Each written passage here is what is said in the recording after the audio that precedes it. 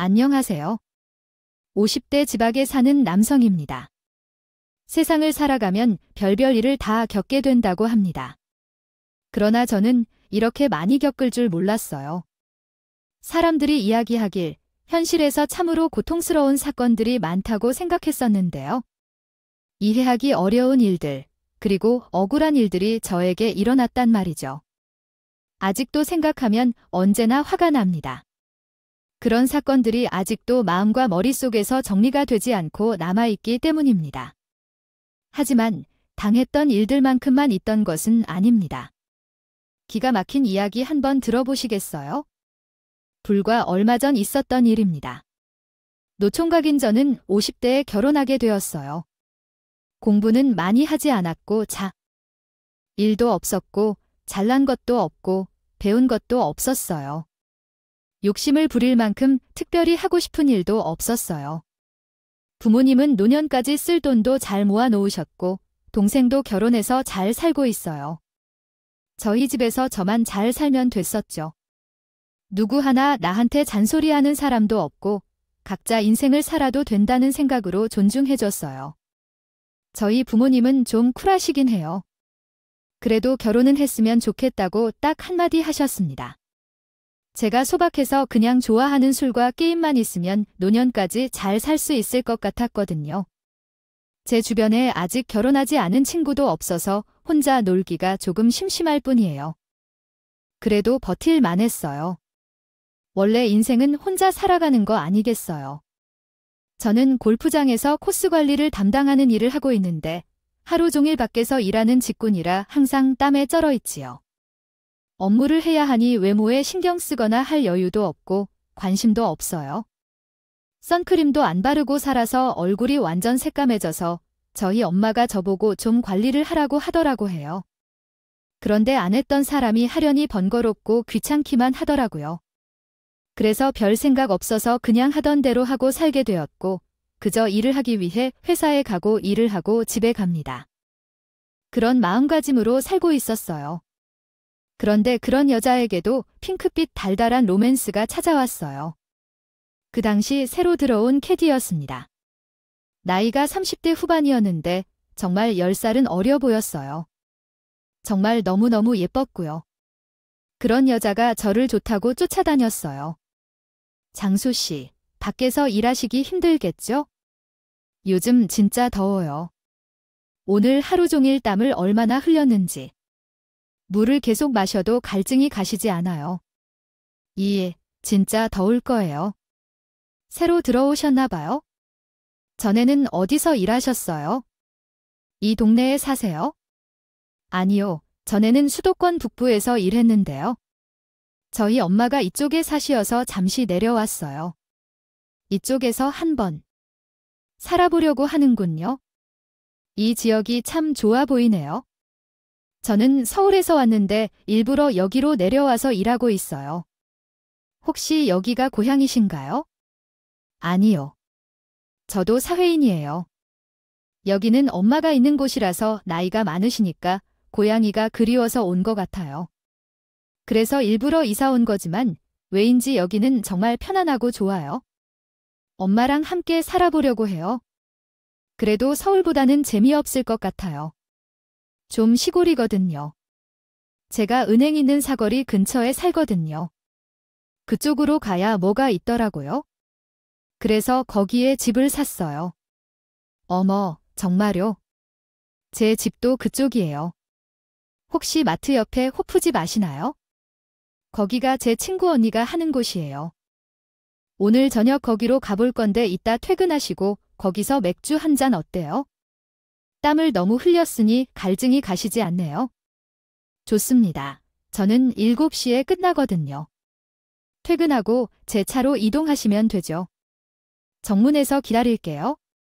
우연한 계기로 새로운 캐디와 대화할 기회가 있었는데 그날 저녁을 함께 먹은 후로 급속도로 친해졌어요. 얘기를 해보니 이야기도 잘 통하고 공통점도 많아서 괜찮은 사람이라고 생각하게 되었습니다. 그렇다고 해서 특별한 감정이 생기진 않았어요. 그런데 그 캐디는 제게 다른 감정이 생겼다고 느끼는 것 같더라고요. 선물 공세와 반찬 공세로 저를 잘해준다고 하네요. 챙겨주려고 했었고요. 저가 일 나가는 날에는 그분이 쉬는 날이면 제 집을 청소해놓기도 하고 제 살림을 사놓아주기도 하며 매우 신경을 써주더라고요. 제게 어느 정도 마음이 있다는 걸 눈치챘지만 저는 그렇게까지 좋아하지 않아서 지켜만 보고 있었어요. 그런데 얼마 지나지 않아 그분이 먼저 고백을 했더라고요. 정수 씨를 이상하게 자꾸 신경 쓰이는 사람으로 생각했어요. 혼자 살기 때문에 그런가 싶어서 제가 조금씩 도움을 주면 제 생각이 정리될 줄 알았는데 아니었어요. 정수 씨를 좋아해서 신경 쓰였던 거였어요. 우리 사귈래요? 라고 저를 좋아한다고 하더라고요. 아이고, 생각지도 못했는데요. 우리는 나이 차이도 많이 나고요. 저는 생각해 본 적이 없는데 그럼 이제부터 나에 대해 한번 생각해 보세요. 저는 준비되었어요. 이제부터 알아가듯 늦지 않아요. 한번 생각해 주세요. 생각해 보니 저에게 잘해주고 나를 좋아한다는 그런 여자를 마다할 이유는 없지 않아요. 그래서 그 사람의 고백을 받아들이고 우리는 정식으로 사귀기로 했습니다. 그리고 얼마 후 부모님께 만나는 사람이 있다고 하니 엄청 반가워 하시더라고요. 어머나, 세상에 요즘도 그렇게 착한 여자가 있다니 내가 다 고맙네. 그래, 그 여자는 몇 살이야? 나이는 비슷해. 아니요. 제 나이는 30 즈음이에요. 그런데 정말 어려 보이고 예쁘게 보여서 딱 20대처럼 보이는 것 같아요. 왜 내가 그와 사귀는지 모르겠지만 그가 나를 좋아한다니까 우선 만나보기로 했어요. 내가 어떤지 정도로 보면 한 아이의 양의 가장으로도 손색이 없지. 너도 잘 생각해봐. 여자의 나이도 무시할 수 없어. 그 정도 나이가 되면 결혼은 반드시 고려해야 해. 엄마는 지금 결혼하는 게 좋겠다고 생각하는데 지금 서둘러 결혼하면 금방 예식장 잡을 수 있으니까 집은 너 사는 데서 살아도 충분하고. 이 기회에 결혼 얘기를 꺼내봐. 집에 한번 데려가서 엄마에게도 보여주고 싶어. 난 누군가를 사귀고 있으니까 부모님은 내가 사귀는 사람이 있다고 하자마자 결혼을 서두른다며 울타리쿠로서 결혼을 서둘렀어요. 여자친구 집에서는 나이가 있으신데 서두르는 저희에게 아주 흔쾌히 동조해 주셨어요. 그래서 만난 지 2개월 만에 결혼을 하게 되었어요. 제 엄마는 거의 포기하셨던 큰 아들이 결혼을 하게 돼서 기분이 아주 좋으시다고 해요. 너무 기쁘셔서 동네 사람들이 다 불러서 크게 결혼식을 갖고 싶었지만 와이프 쪽에서는 좀 작게 하고 싶어 하더라고요. 아버지가 계시지 않아서 올 수 있는 친척들도 한정적이며 예비 장모님도 외동딸이라 올 친척이 없다 해요. 지난번에 가까웠던 지인들도 다 서울에 살고 있어서 지방으로 내려와서 연락이 끊겼대요. 그래서 부르기도. 애매한 부분도 있었지만 사돈과 비교하는 것을 싫어했어요. 가족끼리만 조용히 하는 게 좋다고 생각했어요. 라고 말씀하셨습니다. 엄마는 조금 아쉬워하셨지만 제 동생 때 이미 결혼을 해본 경험이 있었기 때문에 그것을 위안 삼았고 제가 결혼하는 것에 집중해 신부 측의 의견을 존중하며 작은 가족만 초청하여 결혼식을 올렸습니다. 신혼집은 제가 원래 살던 빌라에서 살기로 했고 살림살이가 이미 모두 갖춰져 있기 때문에 아내는 그냥 옷만 들고 오면 되었어요. 번거로운 예단은 생략하고 오로지 우리 둘만을 생각하고 결혼했죠. 결혼해본 결과 가족이 생긴다는 것에 대한 책임감도 생겼고 무엇보다도 매우 좋은 일이었습니다. 평생 함께 할 사람이 있다는 것이 많이 든든하다는 거라고요. 무조건 내 편일 사람을 내가 지켜야 할 사람이라는 것이 사람으로 하여금 이렇게 안정적인 생각을 하도록 만든다는 걸 몰랐는데 결혼은 정말 좋은 것이구나 하고 그때 생각했었죠. 더구나 이렇게 예쁘고 착한 여자가 제 와이프라니 정말 믿기 힘든 정도로 행복했습니다. 저희는 해외로 신혼여행을 짧게 다녀와서 돌아오자마자 처갓집에 인사를 갔어요. 장모님, 저희 왔습니다. 신혼여행 잘 다녀왔고요. 별일 없이 잘 보내고 왔습니다. 절 받으세요. 박서방 왔냐? 아이고 철없는 자야. 여행하느라 힘들었겠다. 얼른 앉으라니. 밥도 먹어야겠지? 내가 많이 차려주었단다. 와, 장모님. 이게 다 뭐야? 세상에. 고급 한정식도 이렇게는 안 나오는데. 이거 다 직접 만드신 거예요? 그럼 박서방 먹으라고 내가 솜씨 좀 부려봤어. 배고프지 하나 가면 우리 한국 음식이 그렇게 그릴 수 없더라고. 느끼한 게 좀 풀릴 거야. 어서 앉아서 들어. 갈비에 닭볶음탕에 해물찜에 각종 밑반찬은 어떠세요? 진수성찬도 그런 진수성찬은 없을 거예요. 정말 임금님도 이렇게는 안 드실 것 같은 상차림이었죠. 정말 맛있었어요. 배고팠던 때라 밥을 허겁지겁 먹고 있던데요. 장모님이 어디선가 직접 담근 술을 가져오셨다. 그리고 한 잔 따라주셨는데 정말 이곳이 파라다이스인 것 같았습니다. 장모님은 제가 술을 좋아하신다는 걸 아시고 계속 술을 따라주셨는데 저도 거절하지 않고 계속 마셨습니다. 그런데 어느 순간부터 좀 부담스러워지더군요. 그래도 장모님은 계속 술을 따라주셨어요. 알다시피 당근 술이 더 세고 한 잔, 두 잔 마시다가 어느 순간 세지 않고 마셔서 너무 취해버렸습니다. 그래서 씻지도 못하고 그대로 잠들어 버렸어요. 그러던 중 새벽에 급해서 화장실을 가야 해서 눈을 떴더니 다시 누웠습니다. 방으로 돌아왔을 때 와이프가 자고 있다는데 나 같은 사람과 결혼해줘서 너무 감사한 마음이 들어 머리카락을 쓸어 넘겼어요. 그때 이상한 느낌이 들었는데 어두워서 잘 안 보였어요. 제 옆에 누워서 자던 사람이 아내가 아닌 다른 여자였어요. 급히 불을 켜고 그 사람에게 소리를 질러봤어요. 당신 누구야? 누구냐고. 내 옆에서 왜 자고 있어? 당신은 누구냐고. 우리 와이프는 어디 갔어요? 어디 갔냐고 기겁하니까 그 여자가 이상한 대답을 했어요. 아니, 나는 착한 사람인데요. 정말 이해 못하겠네요. 지연아, 언니는 착한 사람이에요. 이제 어떻게 해야 할지 모르겠어. 남편이 화를 내고 있어? 그 여자가 이해할 수 없는 말을 했거든. 그러자 침대 밑에서 제 아내가 기어나오더라고 해. 아, 깼어. 술을 엄청 마셔서 안 깰 줄 알았는데.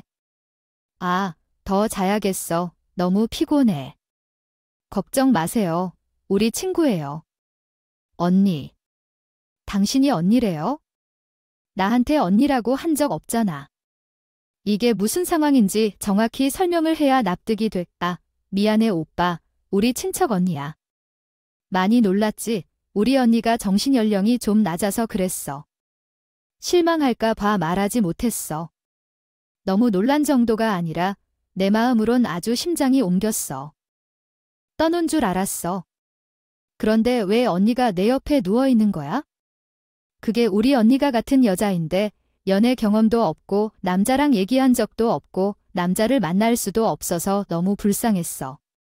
아픈 언니에게 결혼했을 때의 경험을 조금이라도 느껴보라고 체험해보게 한 거야. 와이프는 별로 대수롭지 않은 듯 저를 처형한테 빌려줬다는 식으로 말을 했어요. 아, 정말 너무너무 기가 막히지 않아요. 그게 말이 돼? 지금 그걸 말이라고 하는 거야? 그게 지금 이유라고 너무 기막히다. 내가 무엇인가 체험을 해보게. 아이, 말이 안 되는 건 또 뭔데? 그냥 말 그대로. 체험이 있다고 아무 일도 없이 그냥 옆에 누워만 있는 건데 왜 그렇게 예민하게 받아들이는 거야? 그걸 말이라고 하는 거야? 사람을 어떻게 보고 그러는 거야? 그런 생각이라면 날 속이지 말고 나에게 먼저 의논을 해야지. 기분 나쁘게 하는 건 뭐야? 싸우지 마라. 내가 다 잘못했어. 미안해. 무릎 꿇고 빌게. 제발 싸우지 마라. 나는 싸우는 거 싫어. 언니라는 사람이 좀 무서워서 갑자기 무릎을 꿇고 울면서 빌었어요.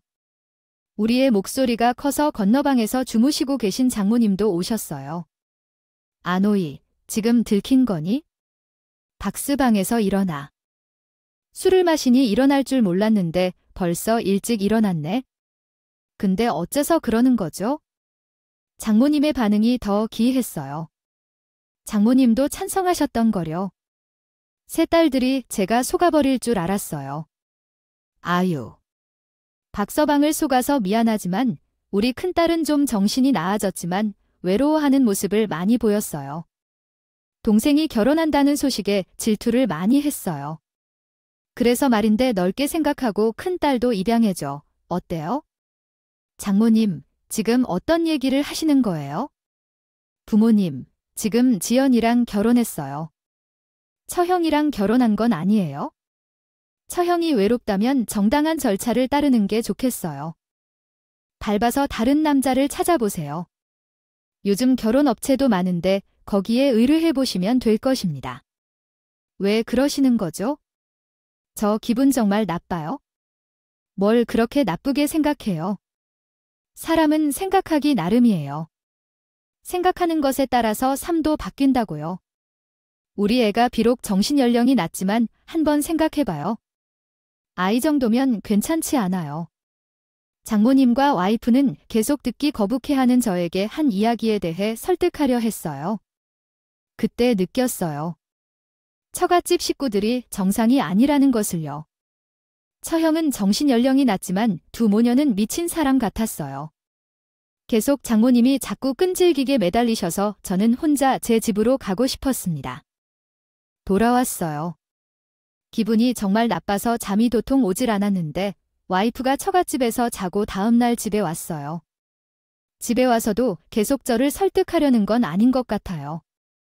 아, 자기야. 그러지 말고 우리 엄마 말 다시 한번 생각해봐. 다른 이유는 없어. 그냥 우리 언니가 너무 불쌍해서 그래. 그 남자라고 어제 자기랑 처음 이야기해 본 것 같다니까요. 여자 남자는 붙어 있어야 된다고 하잖아. 우리 언니가 불쌍하지도 않아. 그게 말이 되는 소리야. 왜 하필 나야? 난 당신 남편이에요. 처형 남편이 아니라고 조용히 있다는 얘기도 뒤늦게 들어서 황당해 죽겠는데요. 함께 품을 진행해봐야 해. 이야기하자면 방귀야. 지나가는 사람에게 물어보세요. 누가 이상한 소리를 하고 있는지. 어떤 이상한 소리인가요? 당신이 나를 사랑하는 것이 아니라고 했어? 그런 부탁을 할 수 없겠지만 너무 심하다. 나 한동안 엄마 집에 있을게. 어차피 결국은 처음 신혼여행 갔다 온 날부터 싸우고 서로를 말로 대할 수 없을 뿐만 아니라 아내는 고향으로 돌아갔다. 로맨틱해야 할 신혼 첫날부터 다툼이 있었죠. 다음 날 회사에서 아내를 본 적 있지만 못 보았다고 했고 내 이야기를 못 들었습니다. 이 문제를 어떻게 해결할 수 있을까요? 헤어져야 해야겠다고도 생각했었고요. 말로 풀려고 해도 와이프는 듣는 척도 하지 않아서 저도 그대로 넘어갈 수 없어서 똑같이 아는 척도 하지 않고 말도 안 걸었어요. 제 입장을 강력하게 고수했죠. 그랬더니 와이프가 전략을 바꿨는지 갑자기 3일째 되던 날 달라지더라고요. 다시 신혼집으로 돌아왔고 예전처럼 제게 상냥하고 친절하게 됐어요. 여보, 우리가 신혼인데 이렇게 살 수는 없어. 우리 기분 전환하러 가까운 곳으로 여행 가자. 갑자기 나는 내일 쉬는 날이긴 하지만 부담이 없긴 해서. 당신도 내일 쉬는 날이야. 나도 월차 냈어. 자기야, 관계 개선을 좀. 우리가 이렇게 시간을 낭비하려고 하는 건 아니지 않겠어요. 만난 시간이 늦더라도 더 행복해져야죠. 여행을 가면 기분이 좋아지겠죠. 바다에서 바람도 쐬고 맛있는 것도 먹으면서 하루를 보내고 푹 자고 싶어요. 그렇게 우리는 갑자기 여행을 떠나기로 했어요. 주말에는 바빠서 평일이 한가한 사람들이니까 조용한 여행이 좋을 거예요. 마침 제가 쉬는 날이었고 와이프도 휴가를 갖고 있어서 여행을 통해 기분 낮은 일들을 전환하려고 했어요. 필요한 물건만 챙겨 차를 타고 떠났어요. 떠나는 순간부터 기분이 좋아졌어요. 와이프와 함께 운전도 하고 좋은 것도 보고 맛있는 것도 먹으니 기분이 좀 풀렸어요. 처형 얘기는 하진 않았지만 그냥 넘어가나 보다 하고 분위기에 따라 흘러갔어요. 그런데 저녁을 먹으면서 와이프가 먼저 얘기를 꺼냈어요. 자기야, 내가 억지로 부려서 미안해. 자기랑 그렇게 싸우고 나니까 기분이 많이 안 좋더라고. 내가 너무 우리 언니 생각만 했던 것 같아 미안해. 먼저 미안하다고 얘기해줘서 고마워. 그 처형 남자친구는 내가 한번 알아볼게. 마음 맞는 사람이 분명히 있을 거야. 고마워. 역시 자기는 마음씨가 넓어서 내가 정말 경솔했어. 진심으로 사과할게. 엄마도 미안하다고 전해달라고 했어. 알았어. 그 사과 받아줄게. 대신 다신 그러지 마. 언니는 어머님이 돌아가시면 우리가 보살필 순 있지만 아이 내가 단편으로까지 하며 살 수는 없어. 앞으로 우리 둘만 생각하고 살자. 고마워. 진짜 미안하고 내가 사람을 잘 봤다니까. 우리 오늘 여기서 기분 풀고 다시 알콩달콩 재밌게 살자. 와이프가 사과해서 기분은 좋게 풀렸고요. 그 사과를 저는 받아줬어요. 맛있는 것도 먹고 한 잔도 했겠다. 바다가 보이는 펜션에서 하룻밤 자려고 늦게까지 놀다가 들어왔어요. 와이프가 먼저 씻으러 간다고 해서 그렇게 했고 와이프가 나와서 제가 들어가서 씻었어요. 다 씻고 나와보니 와이프는 고운히 자고 있었어요. 하긴 오늘 많은 곳을 돌아다녔으니 힘들었을 테죠. 저는 거실로 나와서 맥주를 더 마시고 TV를 보다가 졸아서 방으로 들어갔죠. 저희 와이프는 침대 끝쪽으로 가서 등을 돌리고 자는 버릇이 있어요.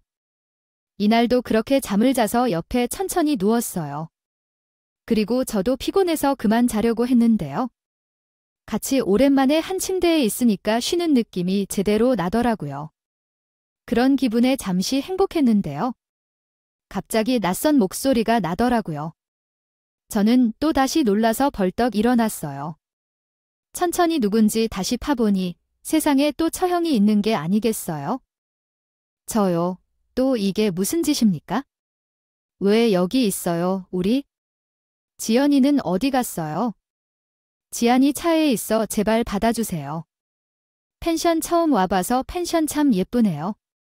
엄마가 아무 말 하지 말라고 했어요. 아, 그러면 제부 속일 수 있을 거라고 했어요. 저요. 제가 바보입니까? 이것도. 어머님과 지연이가 꾸민 일이에요. 도대체 저한테 왜 그래요? 당장 나가세요. 나가라고 윽박 지르고 밀천에도 꼼짝없이 누워서 움직이지 않는 처형을 뒤로 하고 나오니 잘 가보니 와이프가 아이클세 장모님과 있을 게 아니겠죠? 그들은 저를 보고 놀라더라고요. 어이쿠, 또 들켰네요. 세상에, 박수방 눈치. 진짜 빠르시다. 우리가 박서방을 뭘로 보았네요? 우리 큰애는 당신 미쳤어. 장모님 미치셨어요. 어떻게 처형이랑 저랑 붙이세요? 왜 자꾸 그러세요? 왜, 박스방 그리지 말고 우리 큰딸 한 번만 봐줘. 그럼 생각이 달라질 수도 있어. 뭘 봐줘요? 제가 지연이랑 결혼했지? 처형과 결혼한 거 아니잖아요. 도대체 저한테 왜 이러세요? 그렇게 어렵게 생각할 거 없어요?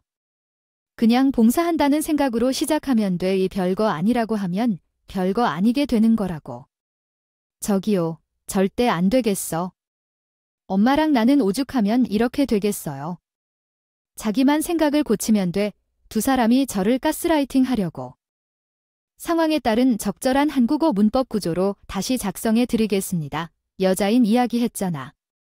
마음 한 번만 바꾸면 돼. 나를 열심히 설득했어. 그럼 나 넘어갈 사람이야?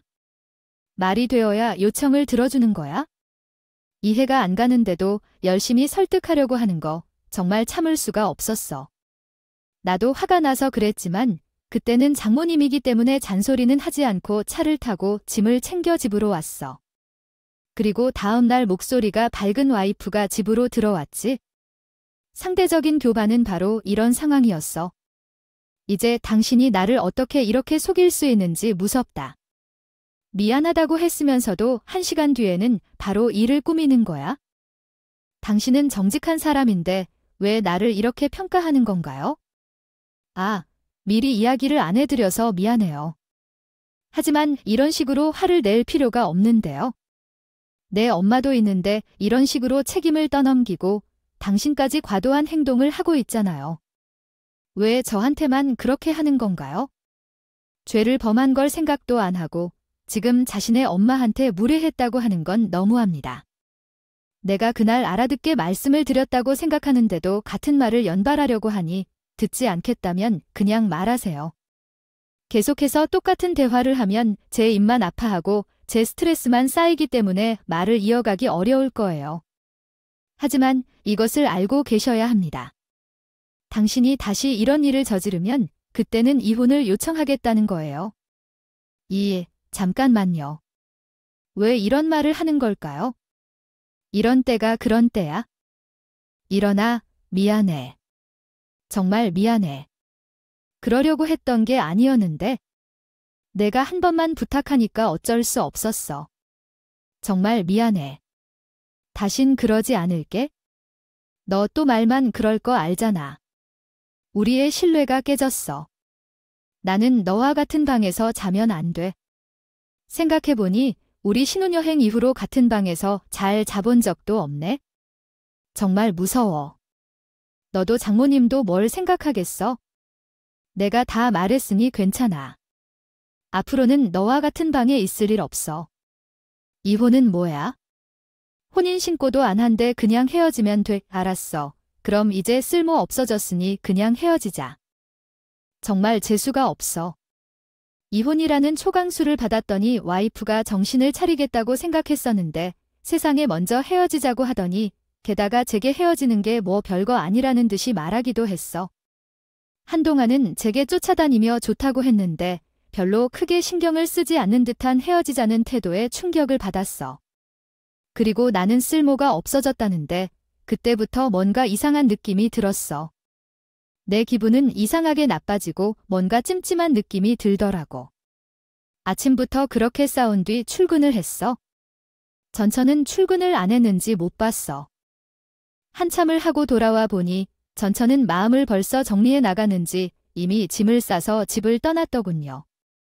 원래부터 가구를 사고 씻고 살림살이를 다 제 것으로 여겨왔기 때문에 와이프는 옷 말고는 짐이 없다고 하네요. 또 하나 있군요.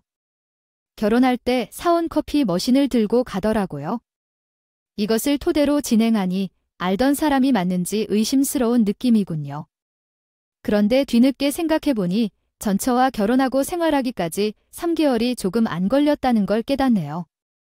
알지도 못한 채 결혼한 나의 실수가 크다고 생각하며 더 참을성 있게 살아가려고 노력했어요. 그런 나로서 이렇게 헤어진 게 아닌지요. 생각해보니 일단 확실하게 하기 위해 전처에게 전화를 걸었는데 아이 벌써 번호를 바꿨다고 했어요. 반나절도 안 되어서 번호까지 바꾸다니 정말 뭔가 이별을 기다렸던 사람인 것 같은 느낌이 들었어요. 게다가 회사도 3일 연속으로 결근을 하더니 퇴사를 했다고 했어요. 뭔가 이상한 느낌이 들었죠? 전처의 본가인 처가댁을 멀리서 봤더니 거기에는 오지 않은 것 같았고 다시 서울로 갔나 하고 생각했는데 뭔가 머릿속을 스쳤어요. 제가 신혼여행지를 예약하면서 전처의 주민번호를 받아 대신 예약했었던 것 같아요. 그래서 주민등록번호를 알고 있었는데 예전에 전처가 제 노트북으로 은행 거래를 한 적이 있어서 인증서를 설치했던 게 생각이 번뜩 떴습니다. 그래서 이렇게 말도 안 되는 일이 일어나긴 했지만 이상한 충동에 따라 전처 명의로 등본을 확인해 보았죠. 저는 놀라지 않을 수 없었습니다. 너무 기가 막혀서 눈물이 나오더라고요. 세상에 마치 천하의 바보가 된 것 같은 기분이었어요.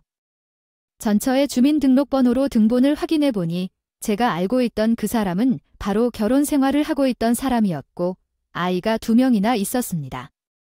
주소를 보니 서울에 살고 있어서 뭘 할 생각으로 그러한 행동을 한 것은 아니었고 단지 그 여자가 정말로 그런 삶을 살고 있는지 확인하고 싶었던 거예요.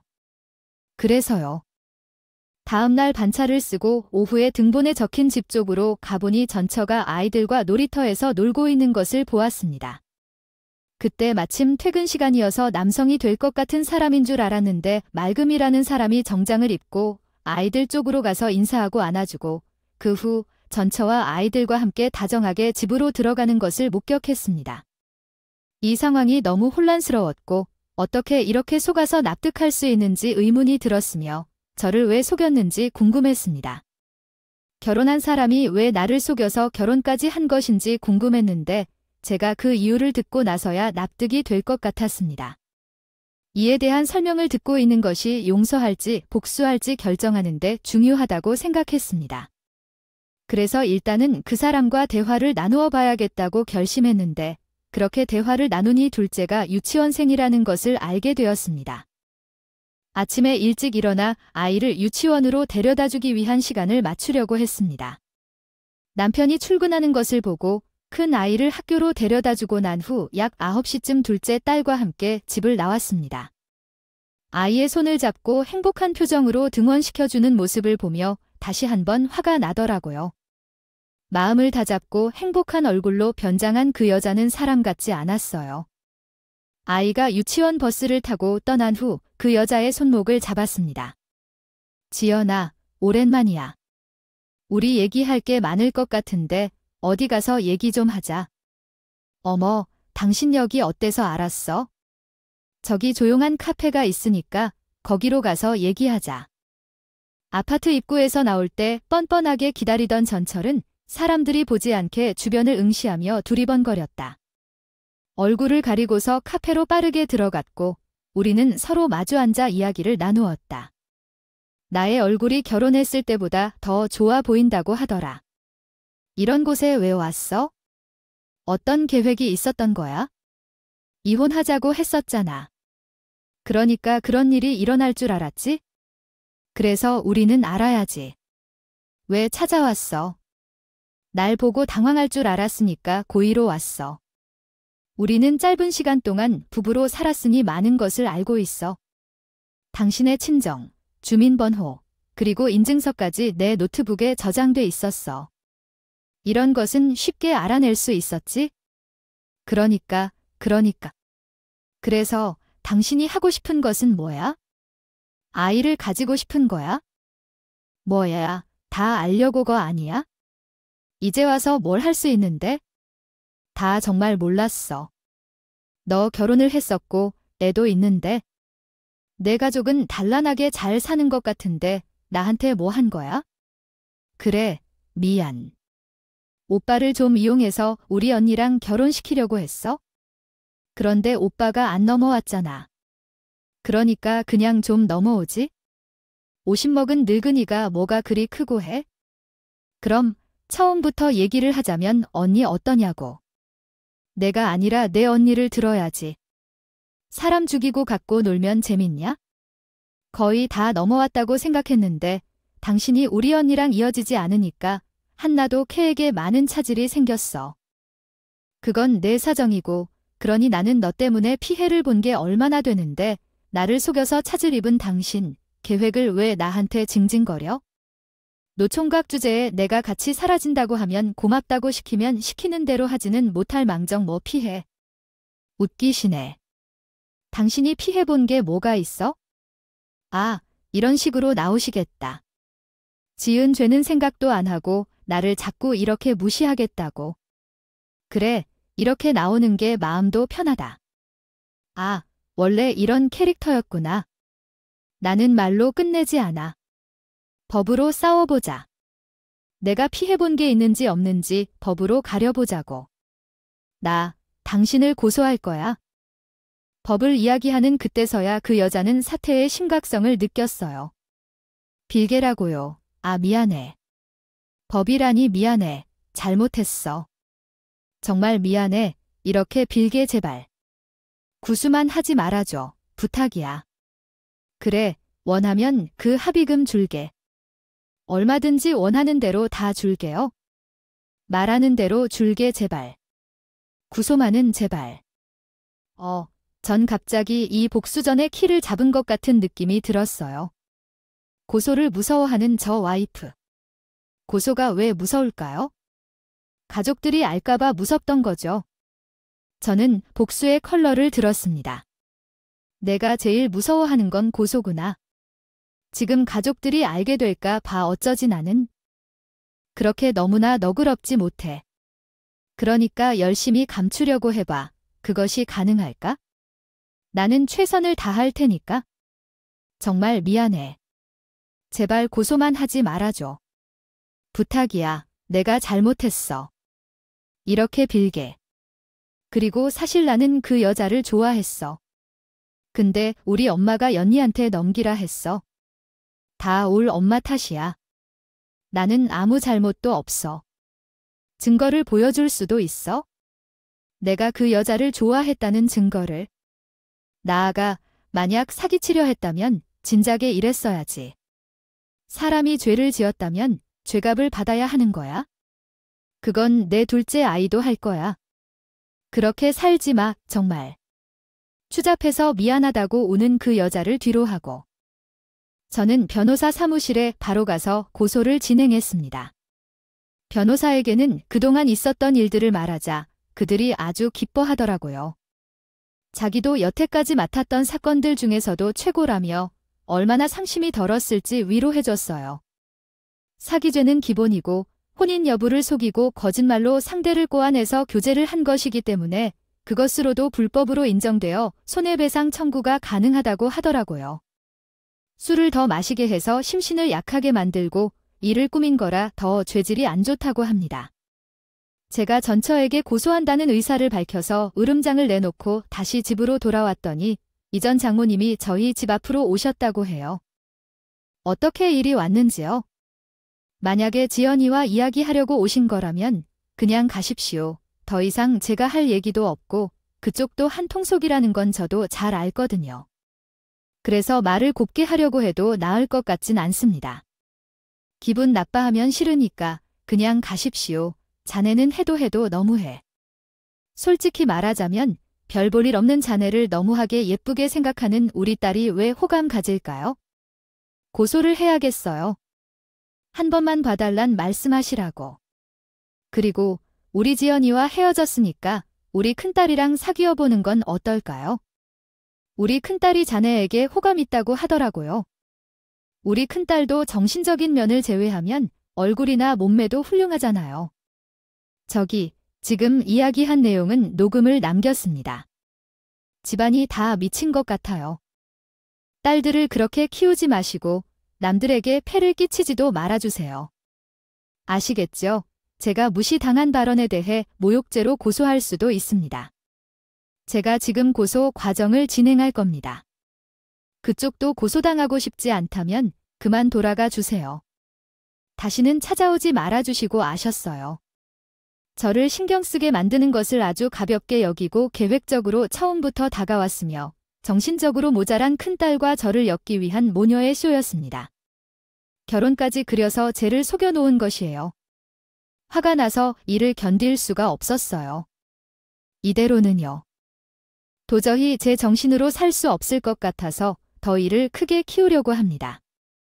저는 전처의 전 남편을 만났습니다. 전 남편은 성실하고 순진한 사람이었어요. 회사를 다니고 있었고 돈을 많이 버는 편은 아닌 것 같았고 그냥 평범한 서민 같아 보였죠.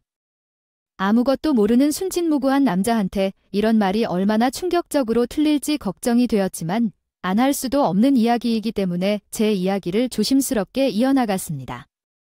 제 존재만으로도 가정에 큰 분란을 일으킬 겁니다. 저는 지연하고 불과 몇 주 전에 결혼하고 이혼까지 한 사람입니다. 그게 무슨 말씀이세요? 제 와이프랑 결혼을 하다니요. 지연이는 저랑 결혼을 하고 있는데 무슨 말씀을 하시는 거예요? 저는 지금까지 있었던 이야기를 모두 털어놓았어요. 어떻게 만나게 되었고 결혼을 어떻게 했는지 그리고 제게 했던 파렴치한 행동까지 말이에요. 제가 사진들을 모두 보여주고 톡 내용까지 공개하니까 배신감에 눈물까지 흘린대요. 제 이야기를 듣고 충격받은 현남편은 자기는 꿈에서도 모른다고 해요. 아니, 결혼했음에도 와이프가 집에 없었는데 의심스럽지 않았어요. 이직한 후에 저와 같은 동네에서 살면서 둘째 달째인데 이번 기간 동안 집에 들어간 적이 없겠죠.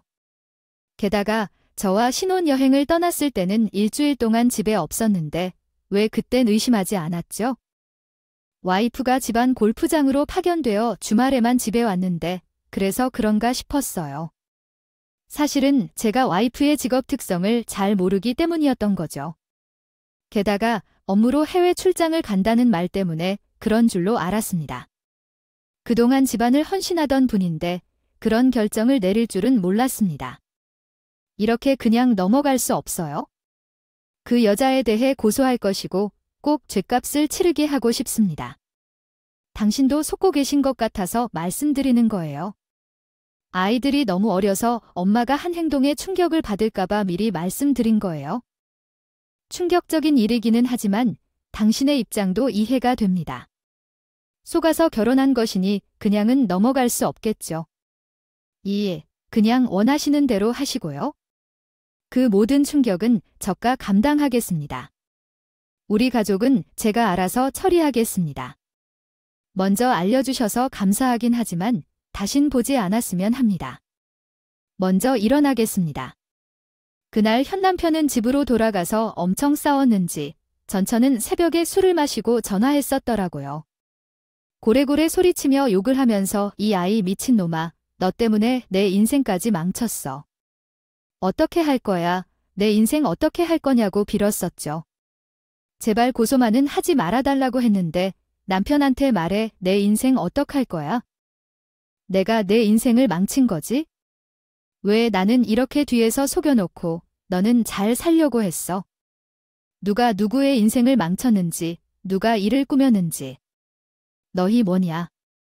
내가 가만히 안 둬. 고소는 차근히 진행되었고 하나하나 해결되는데 통쾌할 줄 알았는데 제 상처가 후벼 파진다.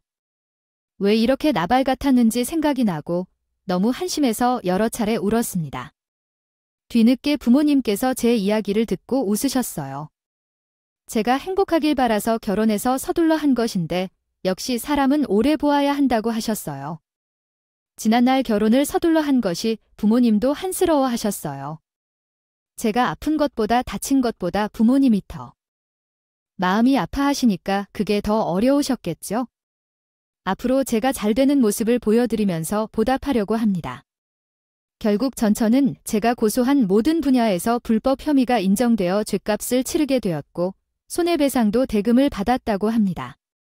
전처의 인생이 완전히 망가졌을 것 같아요. 현 남편도 전처와 이혼하자고 제의했었는데 소송까지 이어져 결국 이혼하게 되었다고 합니다. 당연히 위자료를 주어야 했고 파렴치한 엄마에게 아이를 맡기지 않겠다는 남편은 양육권도 가져갔다고 합니다. 여러 사람을 속이고 죄를 무시했던 그 여자는 결국 진짜 삶에서 쌓아온 것도 졸지에 발각됐습니다. 장난을 치고 많이 후회하게 됩니다. 이전 배우자의 집에 다녀와서 민망한 일이 있었는데요. 그래서 이사를 가게 되었어요. 당연히 지금은 가야 하죠.